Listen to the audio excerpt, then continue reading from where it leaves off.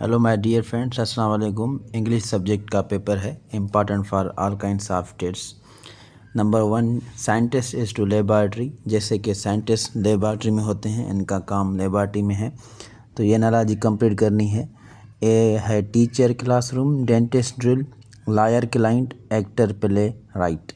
जैसे कि साइंटिस्ट का मेन जो काम है वो लेबॉर्ट्री में है, सो इस लिहाज से टीचर जो है उनका मेन काम क्लासरूम में होता है। लायर का क्लाइंट से नहीं, यहाँ डेंटिस्ट ड्रिल नहीं, एक्टर प्ले राइट नहीं। इस रिलेशन का जो करेक्ट रिलेशन है वो है टीचर एंड क्लासरूम। टीचर का जो प्लेसमेंट है वो क्लासरूम है। Muslim alchemist try to attain wealth by dash copper and other base metals into gold. यानी इस क्वेश्चन का मतलब है कि जो मुस्लिम केमिस्ट थे उन्होंने अपनी दौलत बढ़ाने के लिए कॉपर और मुख्तलिफ़ धातुओं को कन्वर्ट किया गोल्ड में, सोने में। सो कन्वर्ट करने को हम यहाँ ट्रांसफार्मिंग कहेंगे। यानी Muslim alchemist try to attain wealth by transforming copper and other metal base metals into gold. Muslim alchemist ने धातुओं को, कॉपर और दूसरे धातुओं को सोने में ट्रांसफ़र किया, बदलाया।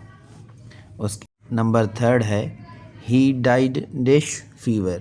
ही डाइड ऑफ फीवर यहाँ पे लगेगा, यानी वो बुखार से मर गया, उसकी डेथ हो गई बुखार की वजह से। He died of fever. और सिनोनिम ऑफ गैरिश। गैरिश का मतलब होता है कि दिलकश, कोई चीज़ जो अच्छी लगे।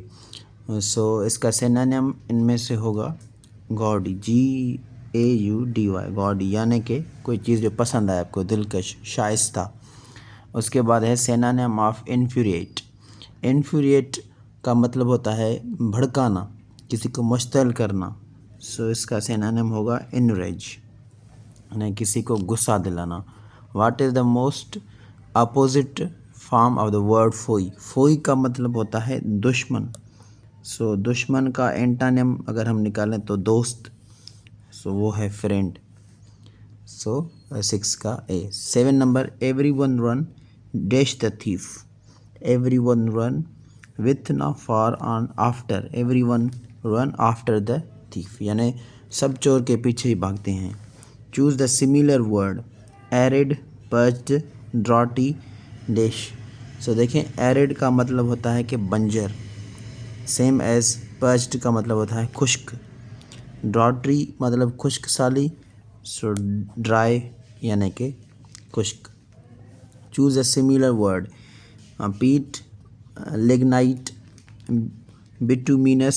सो इनमें से कौन सा, यानी देखें पीट एंड लिग्नाइट एक किस्म के जैसे पत्थर होते हैं, रॉक, टाइप्स ऑफ रॉक, लेकिन bituminous is a type of coal, so एक कोयले का टाइप है। सो इनमें से ग्रेनाइट भी नहीं, anthracite is also a type of coal, एक कोयले का टाइप है। Choose the similar word, daisy as to pansy and rose is to. देखें ये जो हैं ये फूलों के टाइप हैं, लेकिन रोज़ से रिलेटेड जो फूल है वो है वायलेट। डिफरेंट कलर से रिलेटेड अगर आप चूज़ करेंगे तो daisy is for pansy and rose is for violet. और रोज़ के तकरीबन बहुत सारे जो डिफरेंट कलर्स आते हैं वो वायलेट से रिलेटेड हैं। Choose the similar word, jam is for jelly. जैसे अपने जैम और जेली इकट्ठे मिला के खाया होगा। सो पिकल्स इज़ फॉर मेरमेल्ड। जैसे आपने ऑरेंज मेरमेल्ड काफ़ी देखा होगा बाज़ारों में। सो पिकल्स इज़ फॉर मेरमेल्ड, जैसे एक बर्तन में बंद होते हैं सेम किस्म के एज़ फार एज जेली।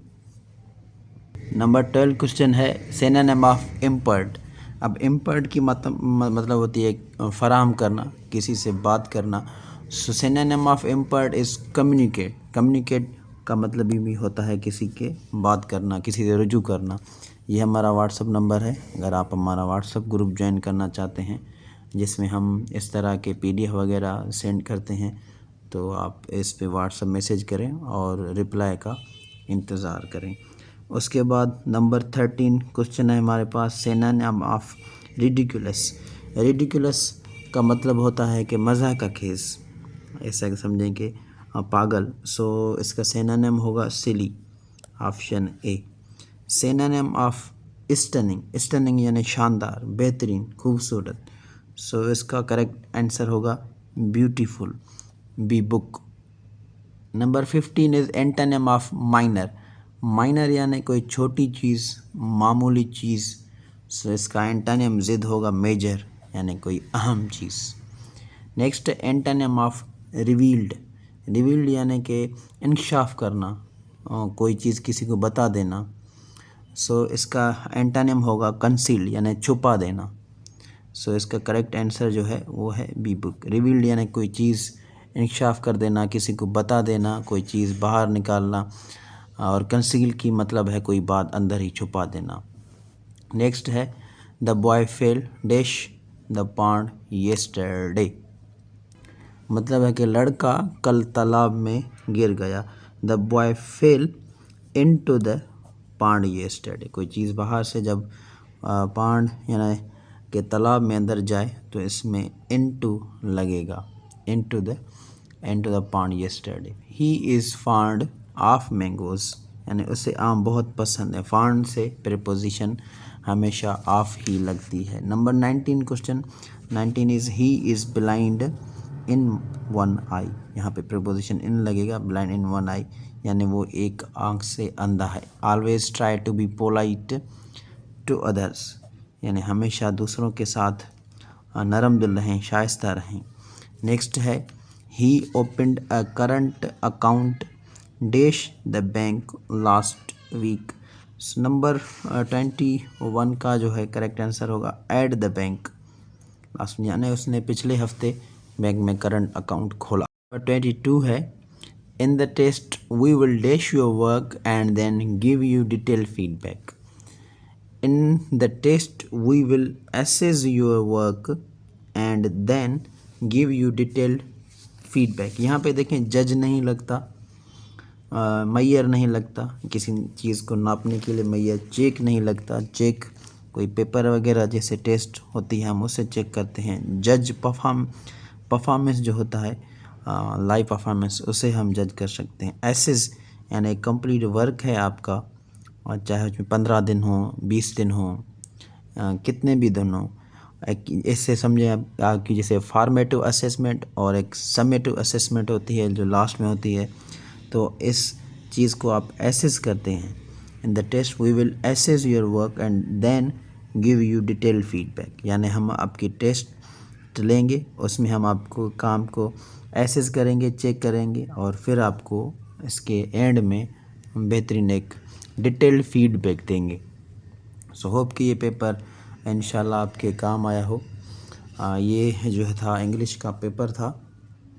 चाहे कोई भी टेस्ट हो, असिस्टेंट की हो, एएसआई की टेस्ट हो, या चाहे education, IBA, Sindh public service commission, future public service commission की टेस्ट हो, ये एक बेहतरीन पेपर इंग्लिश सब्जेक्ट का था। ऐसी मज़ीद वीडियोस के लिए हमारा यूट्यूब चैनल सब्सक्राइब कर दें, और अगर आप हमारा व्हाट्सएप ग्रुप ज्वाइन करना चाहते हैं तो ये नंबर, जिसमें हम अपडेट्स वगैरह, एडवर्टाइजमेंट एंड इस तरह के पीडीएफ्स वहाँ पे सॉल्व्ड एंड अनसॉल्व्ड शेयर करते हैं। Thank you very much.